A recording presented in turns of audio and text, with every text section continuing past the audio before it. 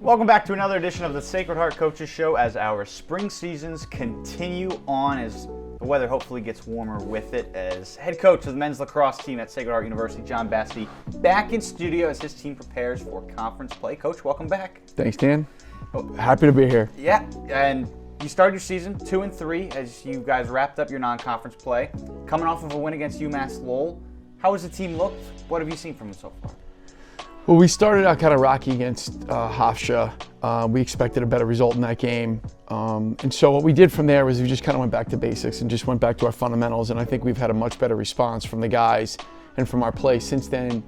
We feel like as a group, we very easily could have won the other two games that we lost against Providence and against Fairfield.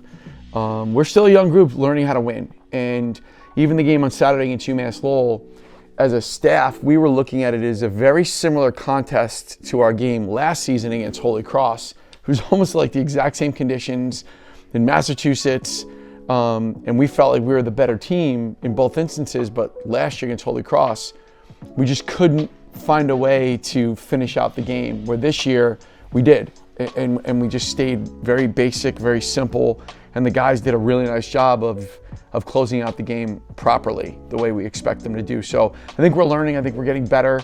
We're continuing to improve every game.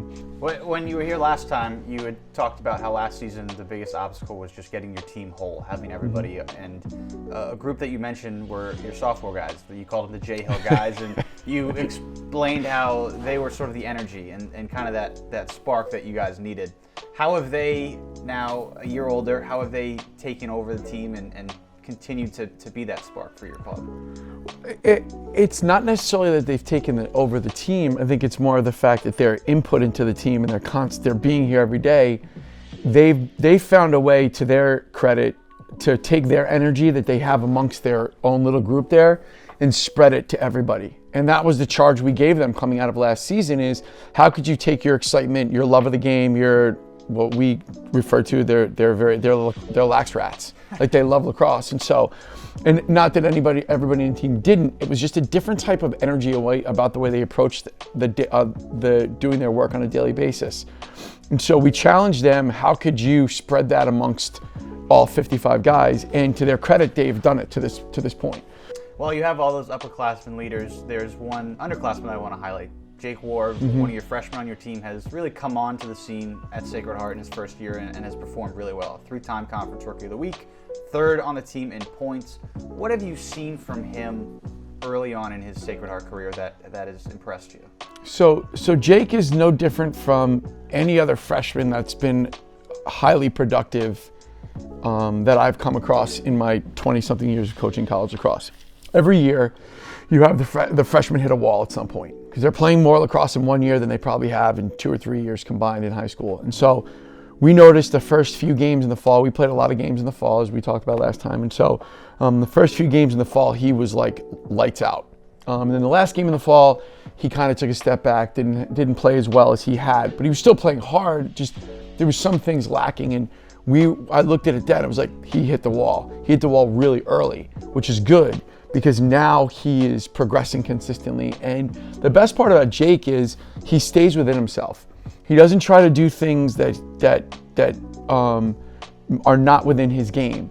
And he's the type of kid where if it's something he wants to do in a game, he'll work at it first. And so I think his progression throughout the whole season has been constant, and honestly not surprising. We knew coming out of high school that he'd be somebody that can contribute for us. We were looking forward to that. Like we look at the screen, your next game, your opening conference play against Hobart at Campus Field. Obviously, it's a completely new season. You know, that most coaches look at it as such.